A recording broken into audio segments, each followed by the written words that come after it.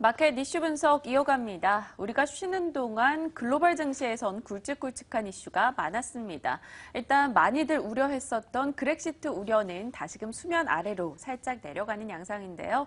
하나씩 한번 그 시사점 나눠보도록 할게요. 내용 한번 짚어보시죠. 네, 일단 유로존 그룹과 그리고 그리스가 4개월 동안 구제금융을 더 연장하기로 합의를 했습니다. 이 기간 동안 추가 대책에 대해서 합의하기로 일단 결정을 내렸는데요. 이 같은 부분들 어떤 시사점을 갖고 있을지 MTN의 김종호 연구위원 모시고 먼저 이야기 나눠보도록 하죠. 위원님.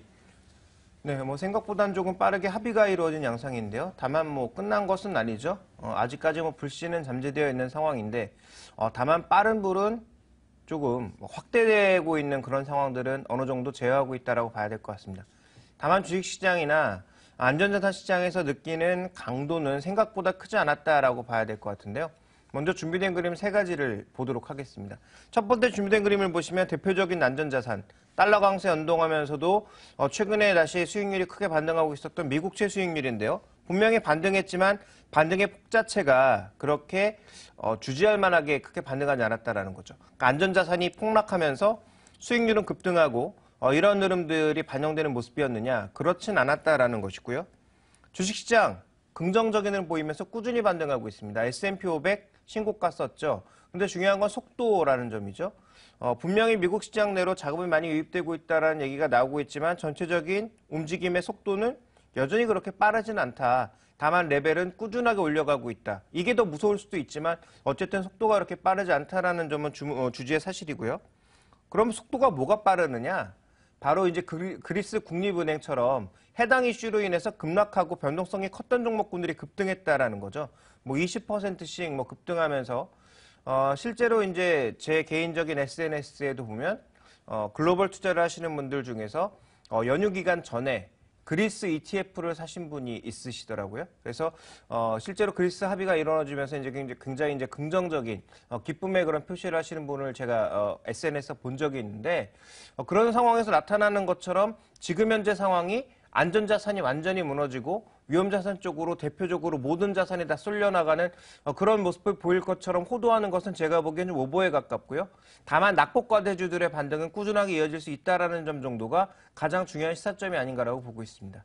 네, 일단 이 유럽 쪽이 안정이 되면서 이 중국발 수출도 증가하게 되고 또 한국 증시까지 수혜를 볼 것이다라는 이야기도 나오고 있습니다. 이 그리스 우려를 덜어냈기 때문에 국내 증시에 미치는 영향은 어떤 것들이 있을까요? 일단 지수에 긍정적이긴 하겠죠. 최소한 오르긴 하겠죠. 그런데 그 오르는 폭이 크게 확대될 것인가 여부는 아직 미지수라고 봐야 될 것 같고요. 우리가 가장 크게 착각하고 있는 것은 현재 나타나고 있는 여러 가지 긍정적인 효과, 예를 들어서 저유가 효과라든지 이런 것들이 마치 국내 기업들만 받고 있는 것처럼 착각하는 사람들이 많은데 어차피 지금 현재 구간에서 이 저유가 효과는 모든 기업들이 다 동시에 받고 있다는 거죠. 그러니까 모든 기업들의 지금 비용 세이브 효과는 동일하게 나타나고 있는 상황에서 실제로 양쪽 회사의 그 브랜드 가치는 과연 어디가 높을까를 고민해 본다면 과연 한국 기업이 높을까요? 글로벌 기업들이 높을까요? 그 부분에 대한 고민이 필요한 것입니다. 그래서 저는 여전히 우리 기업들의 올해 실적 증가에 대해서는 조금 제한적으로 보고 있고요.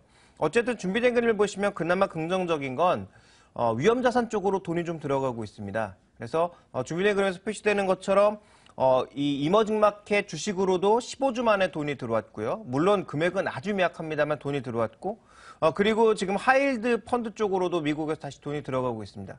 그러니까 위험 선호가 조금씩 나타나고 있다는 것은 긍정적이기 때문에 이것이 우리나라에 들어와 있는 외국인들의 매수를 좀 더 당겨줄 것인지는 확인해 봐야 되겠지만 어쨌든 위험자산 선호라는 측면에서는 리스크 온의 신호를 켜줄 수 있다. 그러면 낙폭과대주들을 중심으로 추가적인 반응은 나타날 수 있다 정도는 생각해 볼 필요가 있겠고요. 그 다음 살펴봐야 될 건 뭐냐면 지금 선진국이나 이머징 모두 펀더멘탈, 경제지표 자체는 빠르게 개선되지 않고 있다는 겁니다. 믿고 있는 건 유동성뿐이라는 거죠. 그럼 과연 3월 이후에 유럽계 자금이 우리 시장으로 물밀듯이 들어올 수 있느냐? 이게 이제 확인이 필요한 거라고 판단하고 있고요. 마지막으로 이제 중국의 부양책에 대해서 기대가 엄청나게 많은데 지금 구리 가격을 보시면 재고가 늘어나면서 가격이 여전히 반등을 못하고 있습니다. 중국은 전혀 강력한 과거 같은 부양책에 대한 관심도 없고 해줄 마음도 아직까지는 없다라는 거죠. 그러니까 이런 여러 가지 상황들을 종합적으로 고려해 봤을 때 우리 시장에 대한 투자 관점은 여전히 지수가 많이 올라갈 거다라는 관점보다는 확실하게 모멘텀이 있는 두 가지 쪽으로 집중하는 것이 좋겠다. 단기적으로는 낙폭과 대주를 중심으로 많이 빠졌던 종목군들의 리밸류에이션, 그러니까 밸류에이션을 제자리로 돌려놓는 전략이 유효할 수 있겠지만 길게 보면 실적주들, 뭐 반도체를 포함해서 여전히 올해도 실적이 늘 것으로 예상되고 있는 이러한 종목군들에 대한 투자 전략, 또 한 가지의 전략은 아까 이슈에서도 언급이 되었는데요. 배당금을 많이 받을 수 있는 그런 종목군들이 현금 흐름이 좋아진다는 측면에서 여전히 좀 주목해봐야 되는 종목이 아닌가라고 판단하고 있습니다. 자, 그렇다면 국내 증시에서는 실적과 지배구조와 관련된 기존 트렌드가 여전히 이끌고 있습니다. 네. 그런데 해외 시장에서는 M&A 이슈들이 더욱더 불거지고 있는데요. 앞서서도 밸리언트와 셀릭스의 M&A 이슈도 함께 짚어봤습니다. 대형 제약사들의 M&A 이슈들 점차 불거지고 있는데 이들의 시사 수준부터 일단 짚어주신다면 어떻게 확인할 수가 있을까요? 네, 이 이슈는 제가 작년 가을부터 계속 언급드렸던 것 같습니다. 글로벌 제약사들에서 M&A가 빈번하게 발생하고 있고 이것은 결국 무엇을 위한 거냐? 서로 비용을 낮추고 경쟁력을 높이기 위한 흐름이다라고 제가 분명히 말씀을 드렸고요. 아직도 진행이 되고 있고 앞으로도 더 진행될 가능성이 높아 보입니다. 그래서 대표적으로 셀트리온의 주가를 끌어올렸던 호스피라 같은 경우에도 보시면 지금 $65 정도에서 거래되던 이 종목이 인수 가격이 나오자마자 바로 그 가격까지 급등한 이후에 현재 이 가격에서 계속 횡보하고 있는 모습이죠. 그리고 거래도 거의 없던 종목이 해당 이슈가 나오자마자 거래도 급증하는 그런 양상을 보였습니다. 실제로 셀릭스 같은 경우도 실적이 굉장히 좋지 않아서 급락했던 것이 작년 11월 달의 흐름이었는데요. 그 이후에 꾸준하게 주가에 반등을 보였던 것은 증권사를 중심으로 M&A 이슈가 있다는 것이 그동안 꾸준히 언급이 되었고요. 오늘 조금 전에 이준희 앵커가 언급했던 것처럼 인수 가격대까지 반등하는 모습을 나타내고 있습니다. 자, 이것은 무엇을 의미하고 있느냐? 두 가지를 의미하고 있는데요. 상대적으로 비싼 가격이라고 하더라도 필요한 회사는 반드시 인수한다라는 것이고요. 그 인수의 목적이 단순하게 업황 자체의 크기를 넓히는 것이 아니라 효율을 제고하고 현재 지금 가장 비용이 많이 들어가는 미국이나 유럽 같은 선진국에서 가장 비용이 많이 들어가는 것 중에 하나가 의료보험, 의료비거든요. 여기서 이걸 비용을 줄여서 이걸 소비로 이끌어내겠다라는 것이 기본적으로 정부의 정책이라는 거죠. 그러니까 이런 정책의 흐름에 맞춰가기 위해서 앞으로도 이런 M&A들은 더 활성화될 수 있고 현재 지금 유럽이나 미국에서 바이오 관련 종목군들, 헬스케어 관련 종목군들이 각광을 받고 있는 이유는 바로 여기에 있다. 그런데 그 각광의 핵심은 기존의 신약을 만들어내는 업체이기보다는 오히려 신약을 쫓아갈 수 있는 제네릭이나 아니면 바이오 시밀러 같은 업체들이 더 각광을 받고 있다는 점을 우리가 주목을 해볼 필요가 있을 것 같습니다. 네, 미국이나 유럽 등지에서도 그와 관련된 종목이 좋았고 또 최근 국내에서는 셀트리온을 비롯해서 그밖에 메디톡스나 바이넥스 등의 바이오주가 좋은 흐름을 기록했습니다. 우리 시장에서 관련주로 많이들 꼽는 게 셀트리온인데요. 앞으로 흐름 어떻게 보십니까? 메디톡스와는 조금 다른 흐름입니다. 메디톡스 같은 경우에는 꾸준하게 해외 쪽의 실적이 늘어나면서 실적의 증가에 따른 주가의 상승이 나타난 종목이지만 지금 셀트리온 같은 경우에는 지금 당장 뭐 실적이 좋아지거나 이런 게 아니라 기대감 자체에 투자하고 있는 거거든요.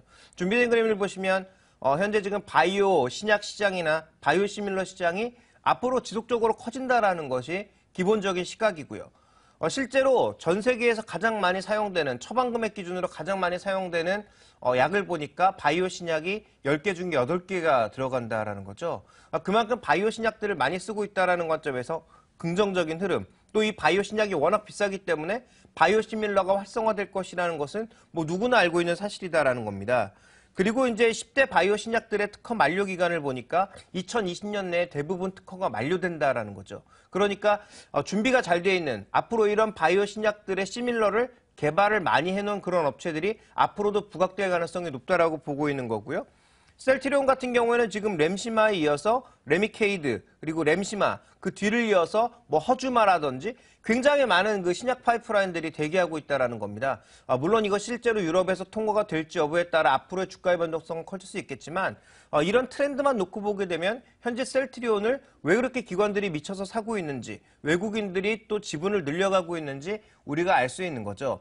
다만 투자의 관점에서 보자면 조금 고민스러운 것은 여러 가지 호재들이 선반영되고 있다는 점과 셀트리온은 과거 셀트리온 제약과 연계되어 있는 불확실성 이런 것들을 과연 어떻게 해소해 나갈지가 조금 불확실하기 때문에 저는 짧게 본다면 아주 길게 본다면 뭐 투자가 가능할지 몰라도 짧게 뭐 혹은 중기적으로 본다면 추가적인 반등 시에는 더 사기보다는 오히려 비중을 조금 조절하는 것이 조금 더 현명한 전략이 되지 않을까라고 보고 있고요. 정말 길게 보는 전략에 있어서는 이 바뀌고 있는 트렌드, 바이오 신약을 대체할 바이오 시밀러의 확산 과정, 이런 것들에 대한 고민이 좀 필요하지 않나라고 보고 있기 때문에 셀트리온은 아주 길게 보시거나 중기적으로 본다면 비중 조절이 필요한 시기가 아닌가에 대한 고민이 현재의 구간에서는 조금 저는 필요해 보입니다.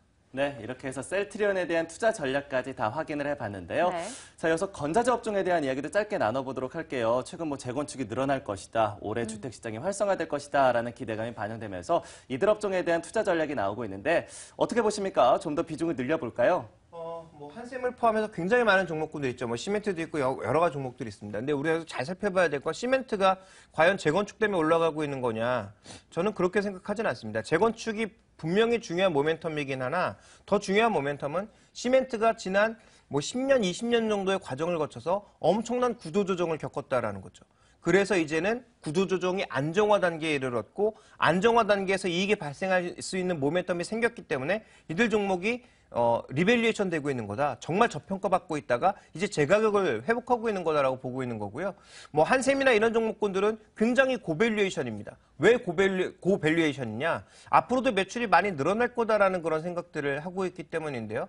우리가 여기서 지금 한 가지 지금 짚고 넘어가야 될 것은 이런 고성장성이 과연 어디까지 이어질 거냐를 누구도 예측할 수 없다라는 거죠. 그래서 작년이나 아니면 작년 중반까지만 하더라도 이들 종목에 대한 투자를 긍정적으로 말씀드릴 수 있었습니다만 지금 구간에서도 긍정적으로 말씀드릴 수 있다라고 확신하기는 어렵습니다. 제가 보기엔 이들 종목에 대해서는 조금은 이제는 차가운 시각으로 봐야 되지 않나. 그래서 지금 당장 팔 필요는 없겠지만 이들 종목을 더 사고 비중을 늘려가고 이런 전략보다는 오히려 조금씩 비중을 줄이거나 다른 종목군들, 오히려 새롭게 떠오르고 있는 다른 종목군들에 대한 관심이 필요하지 않을까. 저는 이들 업종에 대해서는 그렇게 판단하고 있습니다.